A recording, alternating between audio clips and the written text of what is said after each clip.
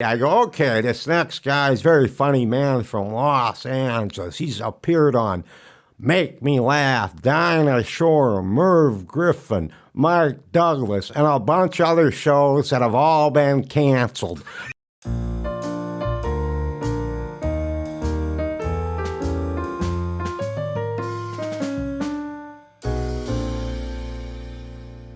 Hi, and welcome to the show.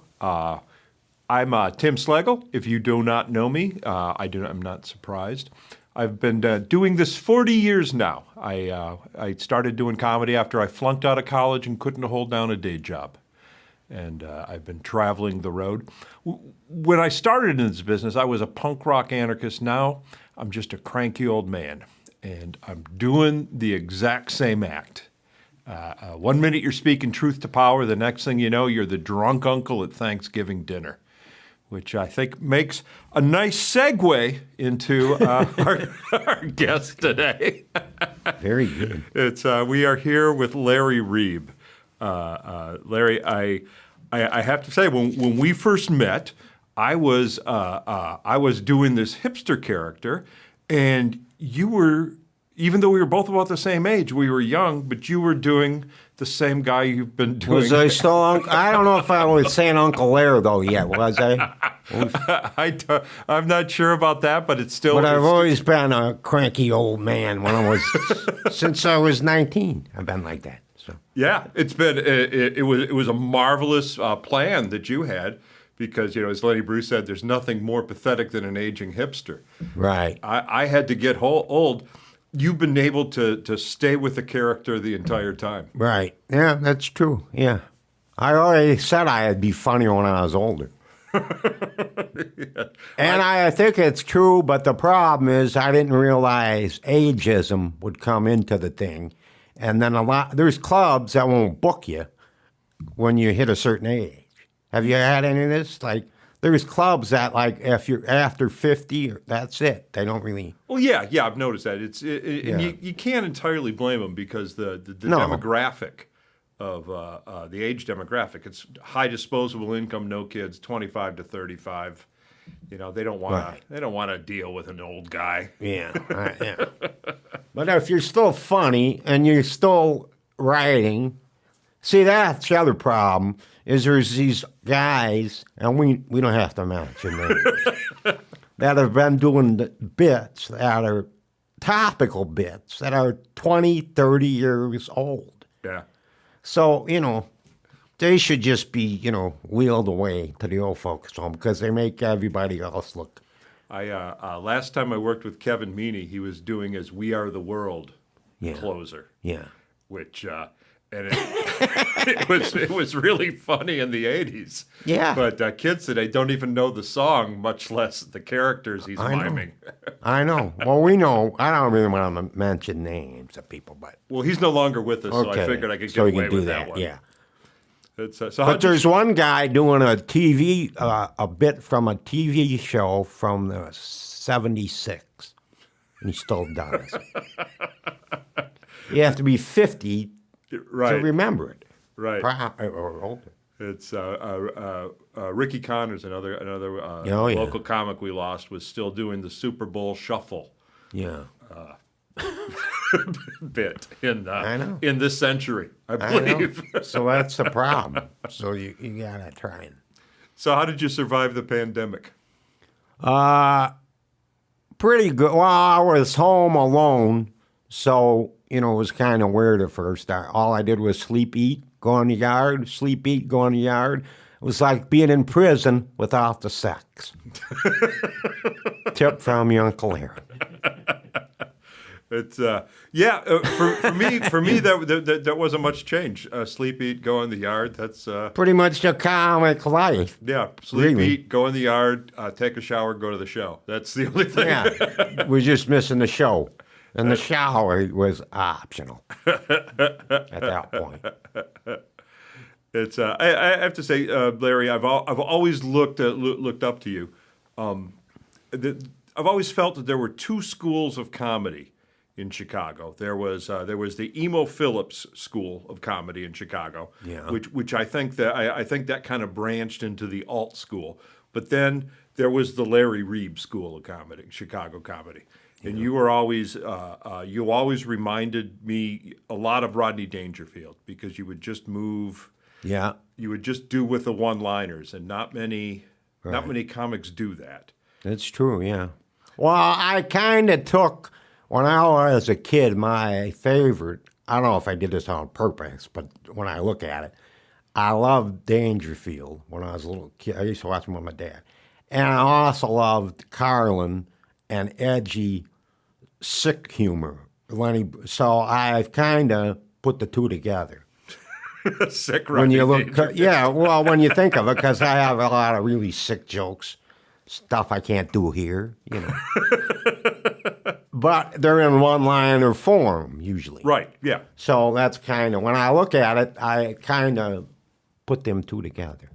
How do you write? It's I know that some people write with a notebook. They carry a notebook wherever they go, and they're always writing in that notebook. Other people, yep, there we go. Question answered. There's the notebook. And Yeah, and then I have a legal pad, usually, at home. Mm-hmm. And I write ideas on that, premises, and then I try to get a joke from that. And then, I write I still write in a book. I still have all my jokes in books. I take the ones at work and I put them in a permanent notebook. And I got have you ever gone through the book saying there's got to be something in here? yeah. Once in a while, I'll find something I forgot too. That was it was like, maybe just did it once or didn't do it. I'm like, oh, that's, try it again. Then does it work? Not always. But sometimes they work. I've found that usually if it's a joke I've forgotten, there's a reason There's a why. reason, yeah. There's a reason why I never did that twice. Yeah. It's you were already a legend by the time I started. It's Really? Yeah. I started in Detroit. Yeah. And I remember the first time I saw you was at Leo's Club in Windsor. Yeah. And everybody was talking about this guy from Chicago. Oh. It was the house MC at Zany's. Yeah, that's why I used to do that for a year. Yeah, a couple years. What was that like? Because the standard format of comedy today is you have an MC, and then you have a feature act, and then you have a headliner. Mm-hmm. When I started, there was also an opening act. There would be a host, an opening act, a feature, and a headliner. It was different at Zany's, wasn't it?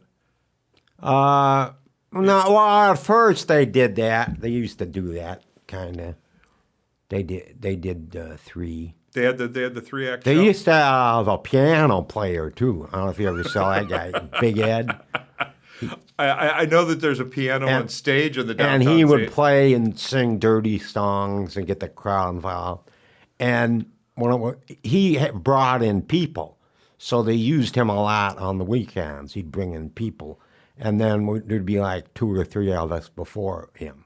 But usually his people didn't like us. They didn't want just jokes. They wanted the piano and it was, he wore funny costumes and, it was just a weird. But it did get people in there to keep the club going. So. Right. Because I remember there was definitely a rift in between when I started doing comedy and the comics that had come before me. Yeah. And I was not terribly polite to those gentlemen.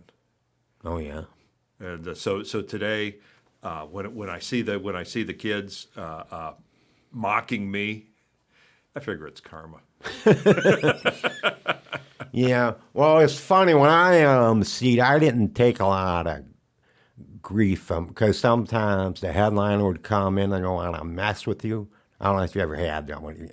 They try to tell you what to do.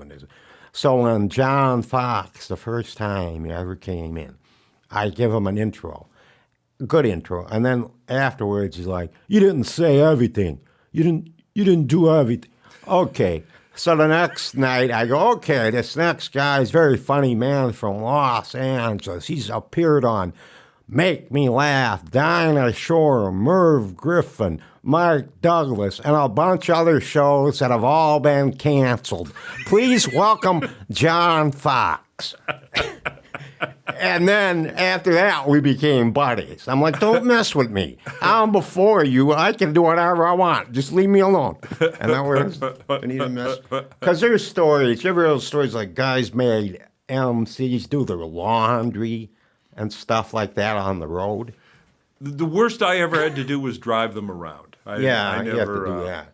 But I heard a guy, and they would do it. They would do their lawn. I'm like, what are you crazy? I wouldn't do your lawn. I never took anything like that from people like that. It's ridiculous. So what was it? What year did you start? 77 Uh-huh. at the Comedy Womb in Lyons, where comedians are born. That was the name. WOMB, the womb. Huh. And then how long were you doing sets there before you actually were able to go pro?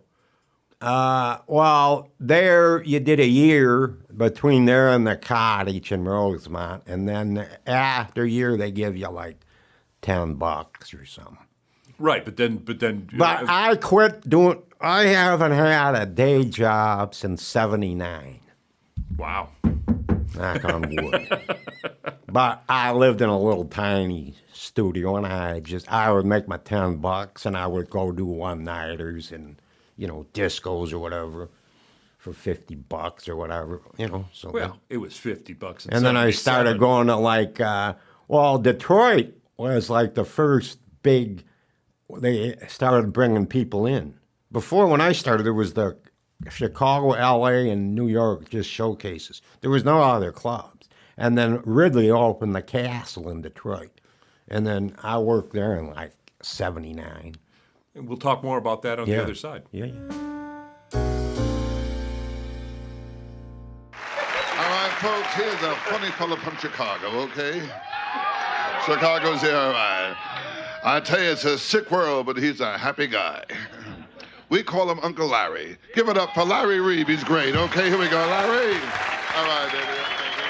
And we're back. We're talking with Larry Reeb. When we left off, you were talking about the Comedy Castle in Detroit. That's actually I have fond memories there because I actually started on the open mics at Mark Ridley's Comedy Castle. Yeah. That was your first road gig? Yeah. Ed Fiala took me the first time in like '78. It was like one of my first road gigs. Yeah, it was a big out of state. Yeah. Yeah.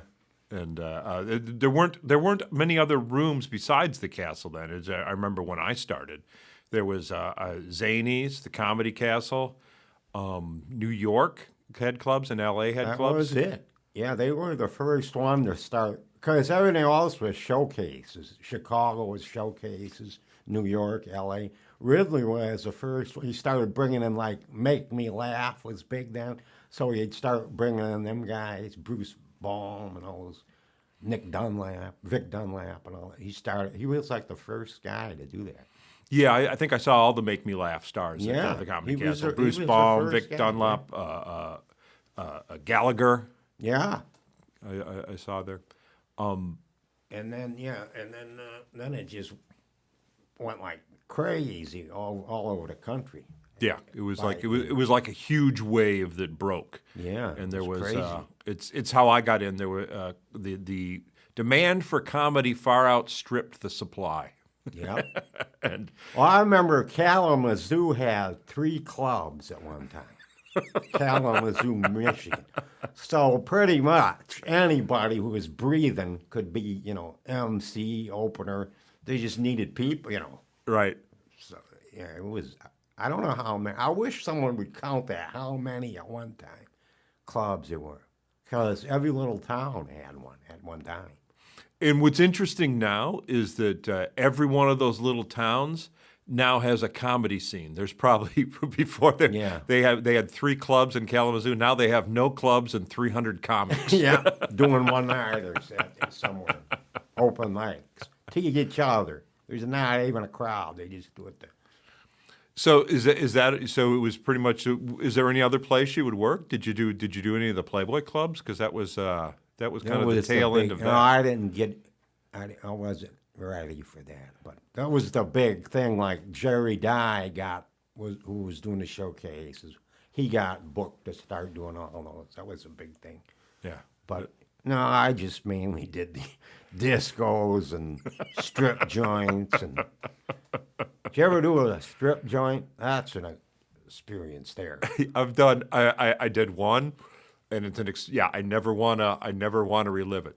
I was in Atlanta, and they were totally nude, and they would have 2-for-1 dances, table dance. So they'd be like 25 girls completely naked, dancing all over the place. Then they'd stop the music. Okay, comedy time.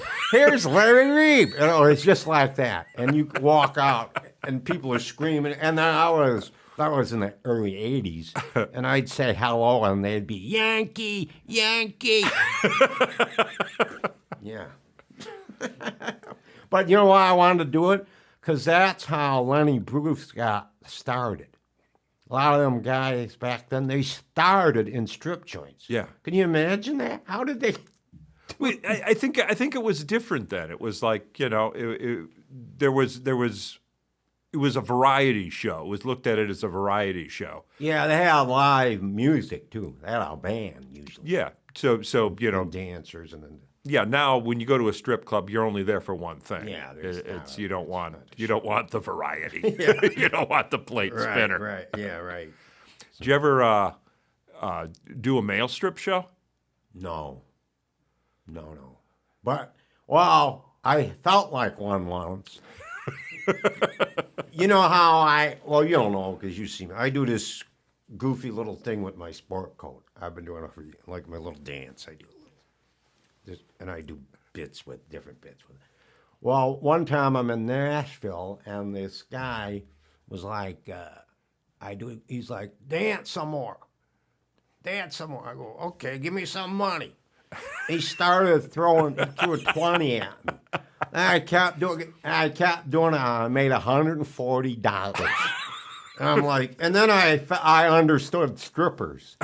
I'm like, well, I don't look bad at them. And it's like if I was beautiful and they're just throwing you money, that would be pretty easy to get stuck doing that, hard to get out of. You're just throwing your money for yeah. But if you think we have a problem with ageism, oh yeah, well yeah, that profession comes down. That profession comes down quite hard on it. They've done it dirty. It's I did a male strip show once. They had me MC it. I did it once, and I thought I would like a room full of women telling me to take off my clothes. Yeah, and I didn't. No, it's not. it's one of those things that's much better in concept. Well, I was in Michigan, Battle Creek, I think, and there was some strippers in the crowd, and they were having a birthday, somebody's birthday, or someone was getting married, I think. And I started doing my little dance.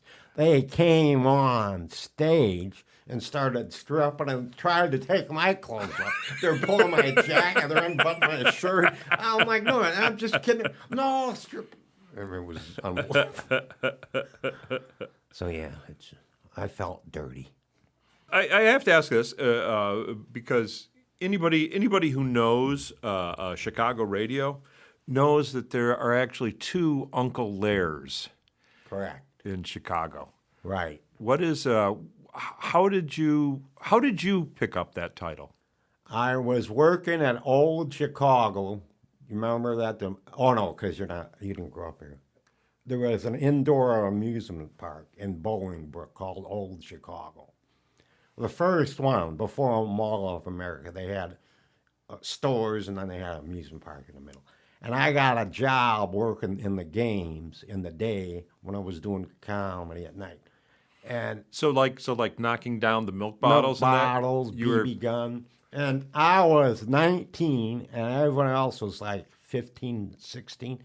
So they made me supervisor real quick. So they used to just call me Uncle Lair.